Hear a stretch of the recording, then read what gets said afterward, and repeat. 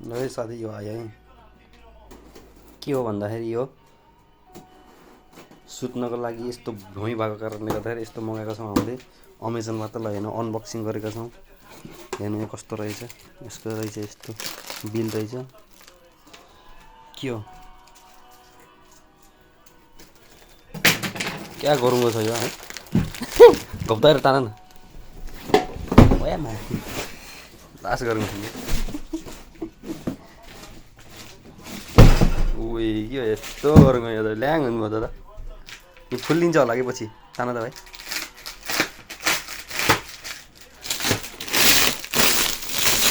खतरा छ त यसको है यो उस के हो कराको यही हो यो पनि माछाले उसवाला पऱ्यो क्या भाइ फर्मवाला पर्ला होला फुल्लिने खालको आयो है खतरा छ ल आफै फुल्लिन्छ यो पनि गिलोवाला पऱ्यो क्या हो जाँदा आफै फुल्लिन्छ त हर हुँदै है खतरा हुँदो रहेछ त यो त झन् बाबा फक्क न फुल्लिँदो रहेछ आफै गिलो खालको हो लास्टै औडै भयो त यो नि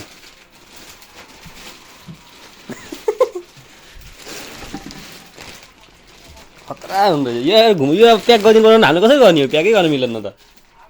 अलिक अब सकिन्न यार यो त कस्तो छ तान्नु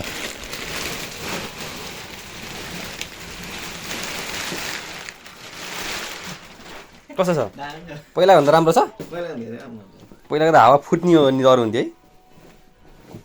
कस्तो साह्रो हो त यो छन त ठुलै रहेछ हौ होइन यसमाथि अर्को यो राख्ने हो नि त भाइ कहाँ यतिको सुत्ने र यो सही रहेछ है उब्रियो त एकचोटि बवाल रहेछ त है सही लाग्यो है यत्रो गरौँ यस्तो सही रहेछ आम्मा खतरा जम्पिङ त बवाल हुँदैछ यत्रो लामो रहेछ है नानी के हो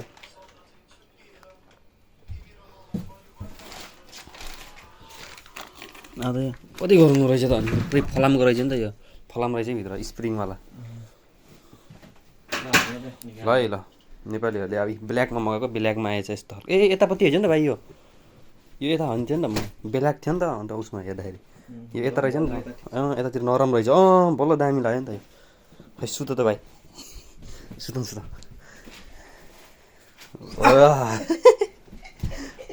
बवाल हुँदैछ बवाल रहेछ है यत्रोकै है यत्रो भित्र अदाको यत्रो हावा भनेर यत्रो ठुलो भने अब बल्ल सही हो नि सुत्नु यस्तो रहेछ या